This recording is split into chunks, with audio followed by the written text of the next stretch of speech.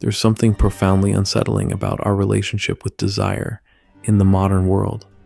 We've been conditioned to believe that wanting more is the natural state of being human, that success means accumulating achievements, relationships, possessions, experiences, that the emptiness we feel is evidence we haven't acquired enough yet.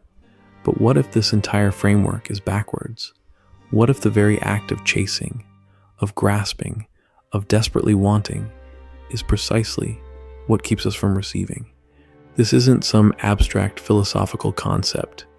This is about the strange alchemy that happens when you finally stop trying to force life to bend to your will, when you release the death grip you've had on outcomes and expectations, when you discover that the universe operates on a completely different frequency than the one you've been broadcasting on.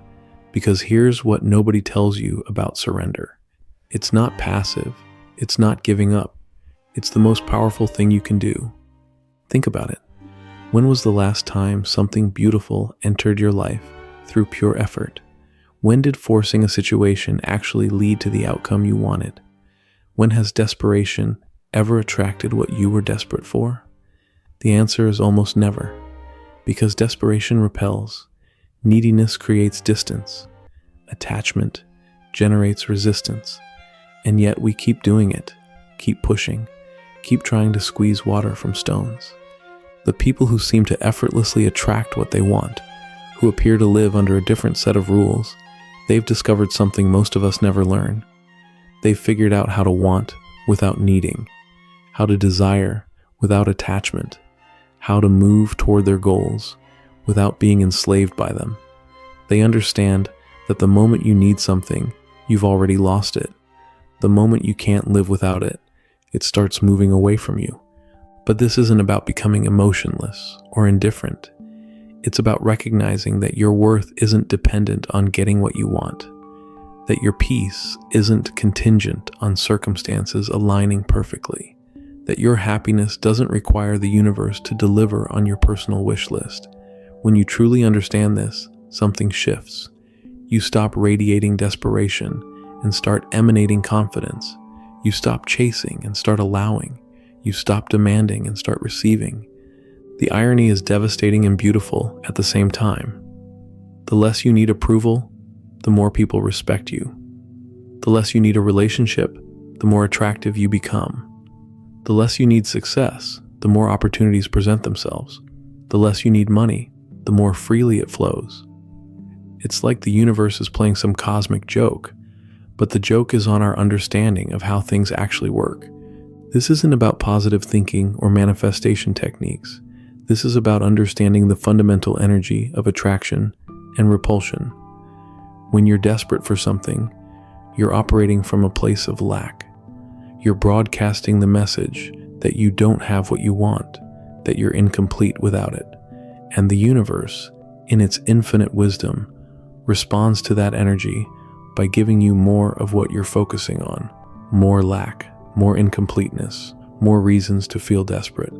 But when you operate from a place of wholeness, when you want things but don't need them, when you're genuinely okay with or without the outcome, you're broadcasting a completely different frequency.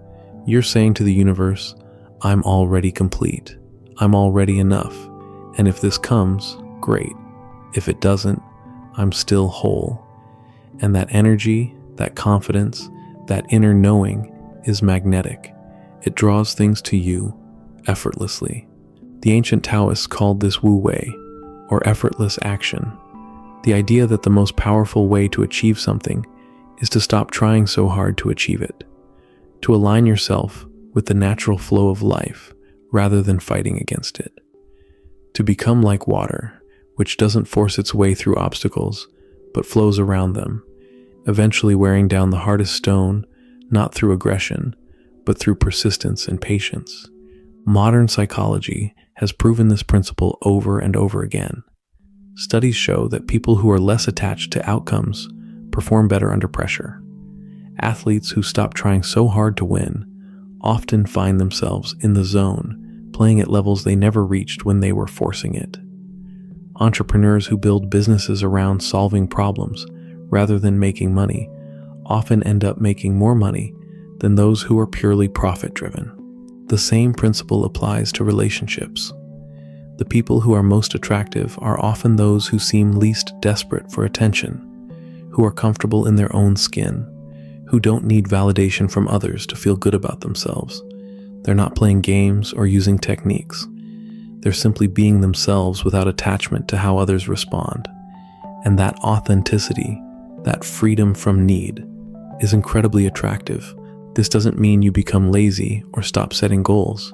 It means you pursue your goals from a place of joy rather than desperation. You work toward what you want because the work itself is fulfilling, not because you'll be miserable if you don't get the result. You engage with life fully while holding outcomes lightly. You play to win while being perfectly okay with losing. The shift from wanting to allowing is subtle but profound. Instead of asking, "How can I get this?" you start asking, "How can I become the kind of person who naturally attracts this?" Instead of focusing on what you lack, you focus on what you already have.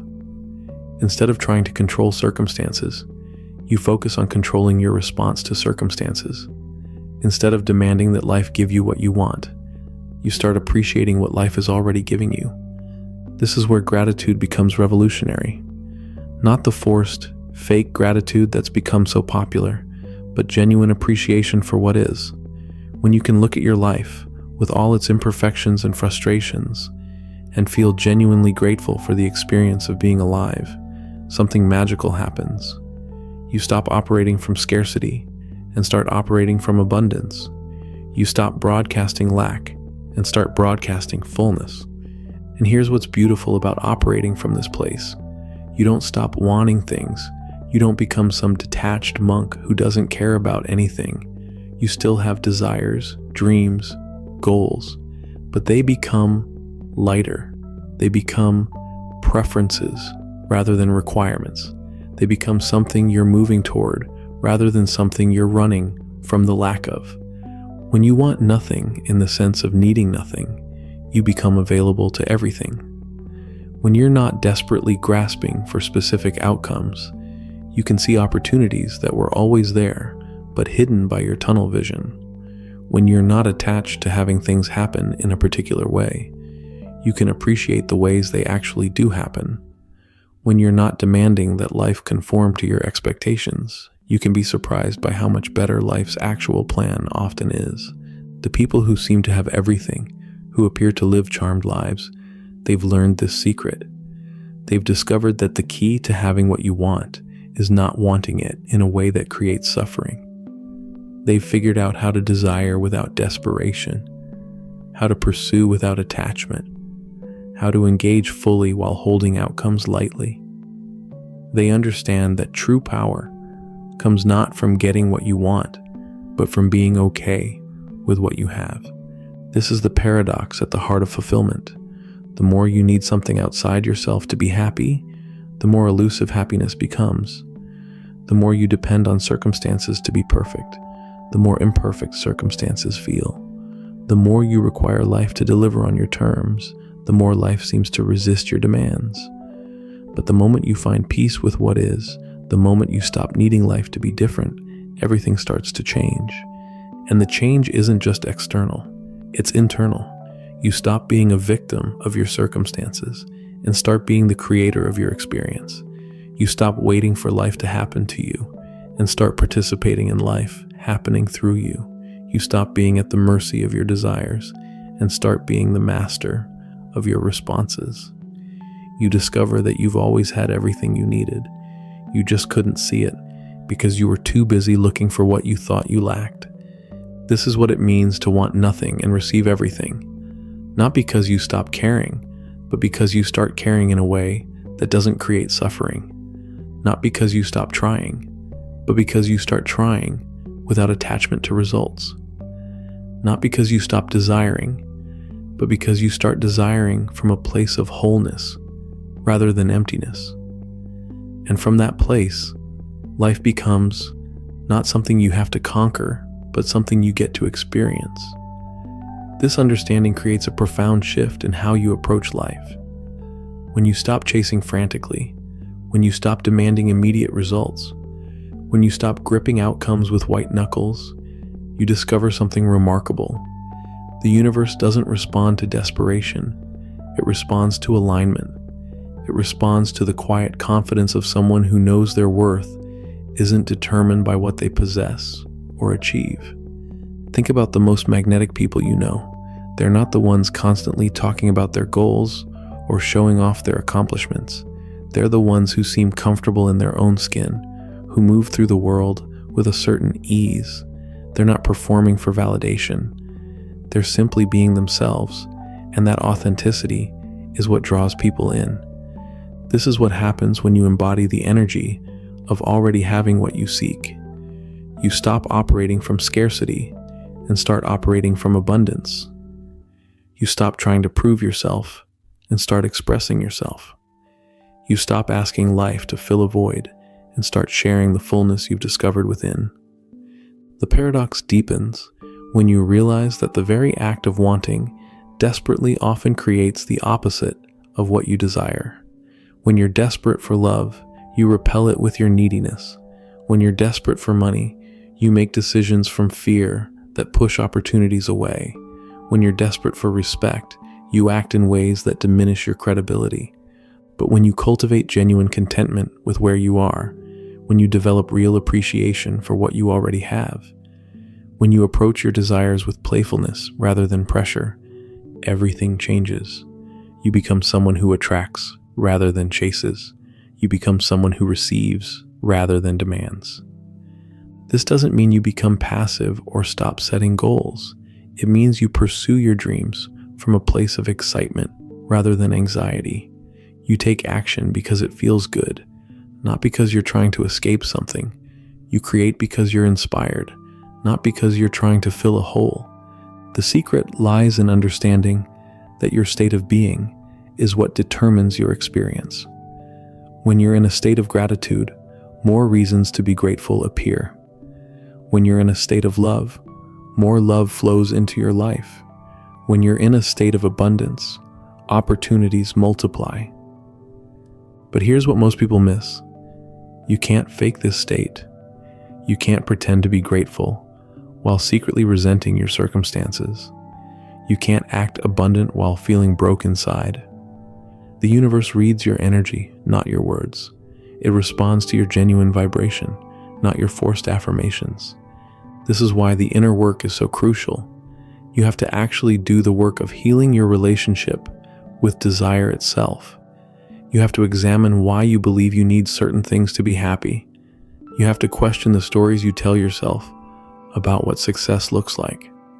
When you truly release the need for things to be different than they are, you create space for something beautiful to emerge. Not because you've given up on your dreams, but because you've stopped making your happiness conditional on their arrival. You've stopped making your worth dependent on external validation. This shift transforms not just what you attract, but how you experience what you already have. The job you once tolerated becomes more enjoyable when you're not desperately trying to escape it. The relationships you have become richer when you're not constantly seeking what's missing. The present moment becomes more vivid when you're not always reaching for the future. The ultimate paradox is that when you want nothing, you fear nothing. When you fear nothing, you can act from pure inspiration. When you act from inspiration, you become unstoppable. Not because you're forcing your way through obstacles, but because you're flowing around them with the wisdom of water. This is the secret the ancient wisdom traditions have been pointing to for millennia. The Tao teaches us about Wu Wei, effortless action. Buddhism speaks of non-attachment. Christianity talks about surrender. They're all pointing to the same truth. When you stop fighting life and start dancing with it, miracles become natural. So the invitation is simple but profound. Stop demanding that life conform to your expectations. Stop making your peace conditional on getting what you want. Stop believing that you're incomplete without certain achievements or possessions. Instead, fall in love with the mystery of existence. Embrace the uncertainty as an adventure. Trust that whatever you need will come when you're ready for it. And in the meantime, find joy in the journey itself. When you want nothing, you already have everything. When you need nothing, everything flows to you. When you fear nothing, you become truly free. This isn't spiritual bypassing or toxic positivity. This is the deep wisdom of a soul that has remembered its true nature. You are not a beggar pleading with the universe for scraps. You are a divine being temporarily forgetting your own magnificence. The moment you remember this, the moment you stop seeking outside yourself what was never missing inside yourself, life becomes not a problem to be solved, but a gift to be savored. And that's when the real magic begins.